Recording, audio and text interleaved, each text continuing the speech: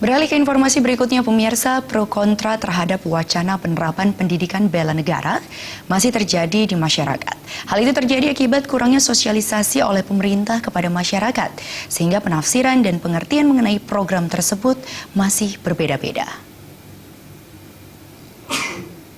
Upaya pemerintah dalam meningkatkan semangat nasionalisme, berbangsa dan bernegara melalui penerapan pendidikan bela negara masih menuai kritikan. Sebagian pihak menilai pendidikan bela negara sama halnya dengan penerapan wajib militer di sejumlah negara seperti Amerika dan Cina dalam memperkuat militer menghadapi serangan dari luar.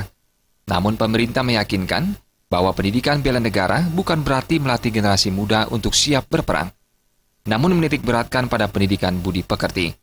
Anggota DPRD Bali, Cok Asmara Putra Sukawati menilai, saat ini sosialisasi mengenai program bela negara masih minim sehingga terjadi pro kontra. Hal senada diungkapkan akademisi Gusti Bagus Artanegara. Pemerintah diharapkan gencar melakukan sosialisasi sehingga tidak ada salah pengertian di masyarakat.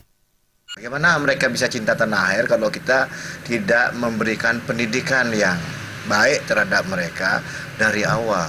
Nah, dari dalam artian memang kurikulum bela negara ini harus dimasukkan ke PPKN itu sendiri kan. Nah, bagaimana di dalam kurikulum itu khusus memang mungkin dijejalkan ilmu-ilmu cinta tanah air itu.